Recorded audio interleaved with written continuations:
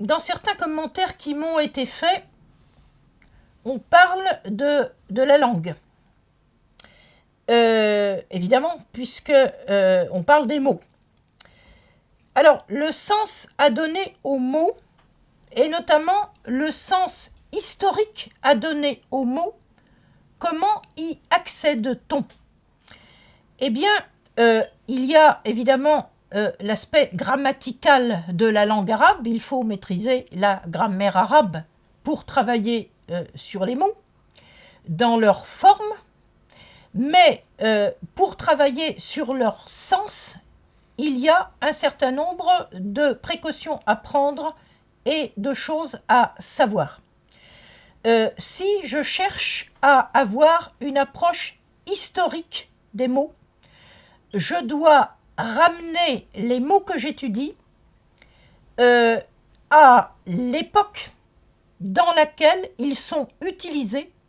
Autrement dit, je dois travailler sur les usages des mots à telle ou telle époque.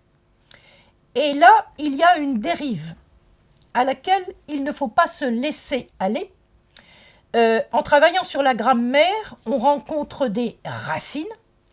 Ces racines qui sont à l'origine de la dérivation de chaque mot sont des racines sémitiques ou, dans le cas des mots empruntés, des mots étrangers, sont des mots qui viennent d'autres langues. Si je fais un usage historique des usages des mots, je ne dois pas me contenter de faire de l'étymologie en remontant par exemple aux autres langues sémitiques et en disant eh bien, on a telle racine en arabe, cette racine on la trouve en hébreu, on la trouve en syriaque, on la trouve en araméen, et en ramenant le sens de ces mots à la racine araméenne, au sens que ces mots avaient dans les autres langues sémitiques. Quand je parle des mots du Coran, je parle des mots arabes tels qu'ils sont utilisés au 7e siècle, quand je me situe dans la lecture du 7e siècle. Le fait de savoir qu'il y a une étymologie antérieure, c'est effectivement intéressant, mais cela ne me dit rien sur le sens que le mot peut avoir au 7e siècle en Arabie.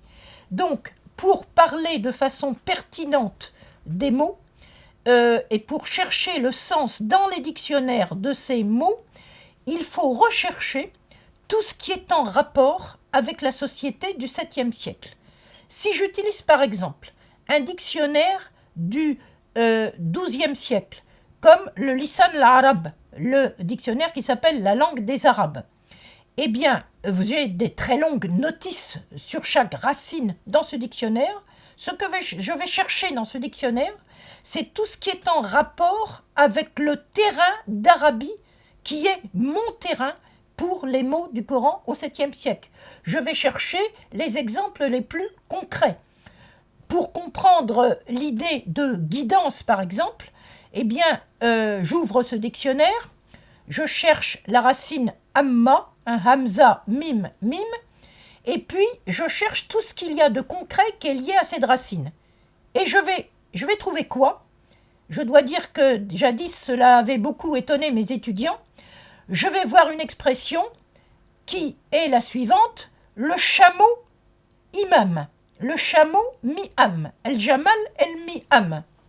Et là, je vais comprendre le sens d'origine de cette racine, qui n'est pas la communauté musulmane, la Ummah, mais qui est simplement l'idée de se trouver devant et de guider sur la bonne piste. Donc là, je vais revenir à des usages concrets, donc je peux utiliser des sources postérieures à condition de les ramener au terrain que j'étudie. Je peux m'interroger sur les mots dans des langues antérieures, des langues plus anciennes, mais cela me donnera une idée de l'origine, mais cela ne me dira rien sur le sens que le mot a dans son contexte coranique et dans le contexte du 7e siècle, si je ne mets pas en rapport le mot et ses usages datés dans le milieu et à l'époque que j'étudie.